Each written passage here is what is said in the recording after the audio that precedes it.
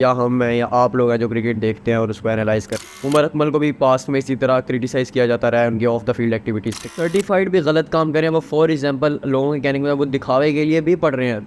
Even then हमारा कोई बनता नहीं है कि हम उनको जज करें, वो उनका और अल्लाह का मामला है।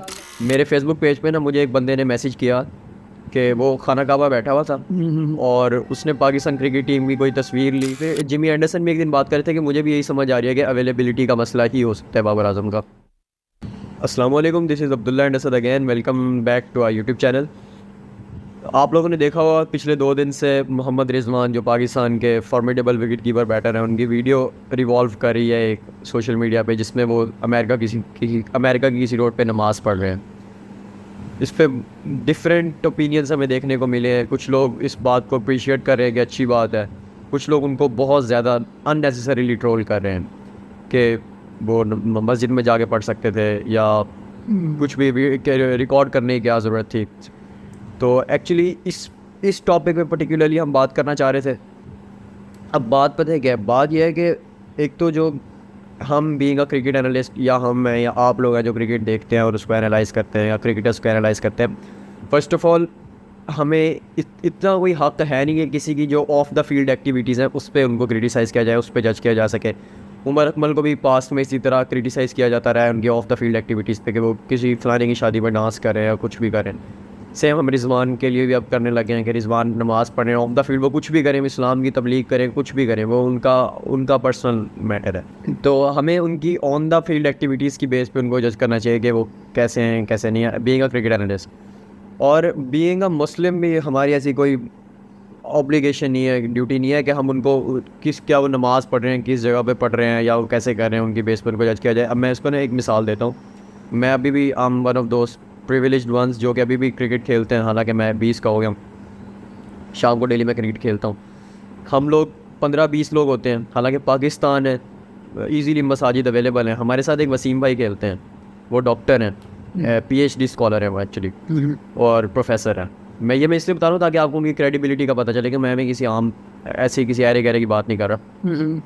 जब उनको जब भी टाइम मिलता है, अब ऑब्वियसली इस पर फ़ख्र की तो बात नहीं है, हम लोग नहीं पढ़ते नमाज़, वो ग्राउंड के अंदर ही बगैर जाए नमाज के वॉकिंग डिस्टेंस में मस्जिद है, लेकिन वो उधर ही नमाज़ पढ़ लेते हैं। और 1-2 बार मैं इतना इंप्रेस हुआ, मैंने उनकी वीडियो रिकॉर्ड की है उनकी नमाज़ पढ़ते हुए की। अच्छा। तो इसी तरह रिजवान के साथ भी हुआ होगा, कहीं जा रहे होंगे, नमाज का टाइम हो गया होगा, उन्होंने पढ़ ली और किसी को वो इम्प्रेसिव लगा, उन्होंने वीडियो रिकॉर्ड कर ली। तो I think it's an absurd thing कि इस बात पे इनको जज किया जाए। जैसे मुझे वीडियो देखी है मैंने, तो मुझे लगा शायद मगरिब की नमाज़ थी आई गेस। तो मगरिब की नमाज में ना टाइम काफ़ी कम होता है, तो ऑब्वियसली जब उनको टाइम नहीं मिला होगा, कॉन्सिक्वेंसेस ऐसे होंगे कि वो साथ मस्जिद भी नहीं होगी, तो उन्होंने सोचा कि नहीं पढ़ लेता हूँ। तो मुझे मस्जिद की नमाज में टाइम ड्यूरेशन काफ़ी कम होता है। आपको भैया अगर वो सर्टिफाइड भी गलत काम करें, वो फॉर एग्जांपल लोगों के कहने में वो दिखावे के लिए भी पढ़ रहे हैं, इवन देन हमारा कोई बनता नहीं है कि हम उनको जज करें, वो उनका और अल्लाह का मामला है। अल्लाह का मामला। और ये जो वाना भी लिबरल्स हैं, वाना भी मुस्लिम्स, जो वाना भी कूल्स जो हैं, वो किसी की लुक्स पे, किसी की बात करने के स्टाइल पे उसको जज ना करने का कहते हैं, और किसी की इबादत के स्टाइल पे उसको जज करते हैं। इसके मैं एक और मिसाल देता हूँ। एक बार मेरे फेसबुक पेज पे ना मुझे एक बंदे ने मैसेज किया कि वो खाना काबा बैठा हुआ था और उसने पाकिस्तान क्रिकेट टीम की कोई तस्वीर ली वहाँ, और मुझे कहा कि ये अपलोड करो, कि मैंने दुआ की थी इनके लिए। उस दिन बाबर आजम ने सेंचुरी की थी और पाकिस्तान जीत गया था, तो मैंने अपलोड कर दी। सही है। लोगों ने उस बंदे की इतनी बेइज्जती की, इतनी ज़्यादा, कि उसने मुझे उसको मतलब कहा कि वहाँ तुम इबादत करने जाते हो, क्या करने जाते हो, ये तो है ही गुनाह कि वहाँ जाके तुम मैच देख रहे हो। तो वो कहता है यार ये मेरा अपना मामला है, लो अगर मैं ढूंढता हूँ, अगर शायद मेरी उसके साथ चैट मिल गई तो मैं स्क्रीनशॉट चिपका दूंगा, वीडियो लगा देना साथ ही। हाँ। तो इस तरह के लोग हैं पाकिस्तान के, इतने ज़्यादा जजमेंटल लोग हैं, इतने ज़्यादा इवन इबादत पे लोगों को अब जज करने लग गए हैं। और इसके अलावा रिजवान की तो हमने बात कर ली। दूसरी बात, जो मोहम्मद रिजवान और बाबर आजम अमेरिका गए हुए हैं, उधर हेडलाइंस बना रहे हैं। जब बाबर आजम याद है, जब वाइटैलिटी ब्लास्ट में पिक नहीं हुआ था, तो कितना ज़्यादा वावेला मचा था इंटरनेट पर कि ब्रांड नहीं है, ब्रांड होता तो फिर कहीं ना कहीं तो जाता। तो फर्स्ट ऑफ ऑल, एक तो वाइटैलिटी ब्लास्ट में पिक ना होने की सबसे बड़ी वजह तो मुझे ये समझ आ रही थी उनकी अवेलेबिलिटी का इशू था, क्योंकि आजकल वो उधर गए हुए हैं, हार्वर्ड में गए हुए हैं बिजनेस स्कूल में।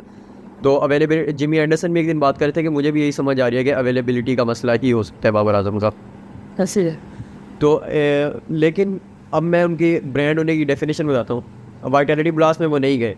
Headlines should have been on vitality blast क्योंकि पाकिस्तानी प्लेयर्स वहाँ खेल रहे हैं, लेकिन सोशल मीडिया पे 80% 70% पोस्ट जो है वो हार्वर्ड से डिस्कस हो रही होती है। बाबर आजम उधर गए हुए हैं, वहाँ जाके क्या कर रहे हैं। तो that's what a brand is, he attracts spotlight towards himself. Feed look so satisfying जब आप स्क्रॉल करते हो।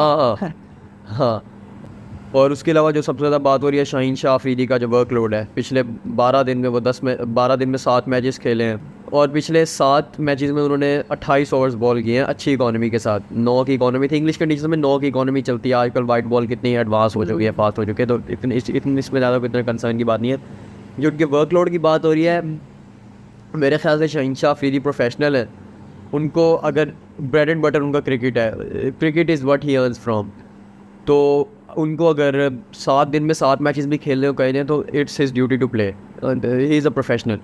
और उनको ऑब्वियसली अपनी बॉडी का ख्याल रखना पड़ेगा। अपनी बॉडी का ख्याल रखने के लिए सबसे पहले वो खुद रिस्पॉन्सिबल है अपने आप के, अपने वर्कलोड मैनेज। उनको अपनी बॉडी का खुद पता होना चाहिए क्योंकि आजकल टेक्नोलॉजी इतनी एडवांस हो गई है, प्लेयर्स को इतनी अवेयरनेस है कि उनको पता है कि उनकी बॉडी कितने काबिल है, कितना वो बर्दाश्त कर सकते हैं, कितना नहीं कर सकते। लेकिन और सेकेंडली मिकी आर्थर का भी मैं ट्वीट पढ़ रहा था, उन्होंने कहा था कि शाहीन शाह अफरीदी बॉलिंग कर रहे हैं ज़्यादा ठीक है, लेकिन हमने प्रॉपर उनको चेक में रखा हुआ है कि शाहीन शाह अफरीदी का वर्कलोड ज़्यादा ना हो। ऑब्वियसली शाहीन शाह अफरीदी पाकिस्तान के लिए मेन बॉलर है, स्ट्राइक बॉलर है, तो मेरे ख्याल से इतना वर्कलोड प्रेशर नहीं है। एक्चुअली वो वार्म अप हो रहे हैं एक बिजी क्रिकेटिंग ईयर के आगे, एशिया कप है, वर्ल्ड कप है। आई थिंक हर इंडिविजुअल का अपना है कि उसे कैसा लगता है कि उसे अगर बॉडी अलाउ कर रही है तो उसे खेलना चाहिए, कोई मसला नहीं है। लेकिन कि शाहीन जो है वो अभी रिदम से वापस आ रहा है। और वैसे शाहीन की इतनी एज है भी नहीं, 23-24 साल का है, तो इतना उसको इंजरी के मसले होने चाहिए भी नहीं। वो एक आधी इंजरी का मसला हुआ था तो हमें लगने लग गया कि वो इंजरी प्रोन है, हालांकि इंजरी प्रोन नहीं है। वो चोट लगी थी, वो वो तो ग्राउंड भी चोट लगी हुई थी, वो फिटनेस मसले नहीं थे, वो सिर्फ उसको चोट लग गई थी।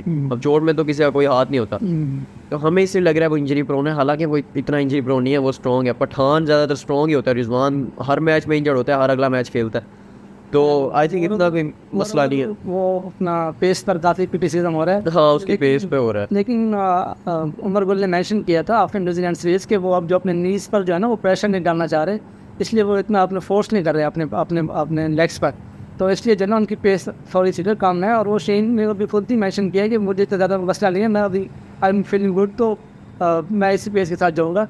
मुझे जब भी आप रिहैब से वापस आते हैं तो आपको टाइम लगता है स्पीड रिकवर करने में, और वो इतना जल्दी नहीं होता, प्रोसेस लगता है। पर आई गेस कि जब वो वर्ल्ड कप के लिए आएंगे तो पेस आप दिखेगी 144 प्लस या ऐसे 145 प्लस इंशाल्लाह। पाकिस्तान बस वर्ल्ड कप जीते शाहीन शाह अफरीदी की मदद से। पिछला भी वर्ल्ड कप नहीं जीता गया, वो भी शायद इंजर्ड ना होते तो क्या पता जीत ही जाता पाकिस्तान। मुश्किल से तब भी, लेकिन कह सकते हैं नहीं, जीत तो सकता था, चांस तो था, चांसेस थे, वहाँ पे सिक्सेस तो नहीं लगने थे ना। हाँ, इफ्तिखार को छक्का लग गया, शाहीन को शायद छक्का ना लगता। तो बस दैट वाज द वीडियो जिसमें हम बेसिकली रिजवान को डिस्कस करना चाहते थे कि उन पे अनड्यू क्रिटिसिज्म हो रहा है। वो डिज़र्व नहीं करते क्रिटिसिज्म हर बात पे, क्योंकि जो हेटर्स होते हैं ना उनको बस बात करने का बहाना चाहिए होता है। वो किसी भी चीज़ पे बात करते हैं जो कि इंतहाई गिरी हुई बात है जिस पे आप उसको क्रिटिसाइज़ कर रहे हो, बनता ही नहीं है बिल्कुल। तो बस that's what we wanted to say in this video. Subscribe Abdullah's notebook and बस दैट्स इट। अल्लाह हाफ़िज़।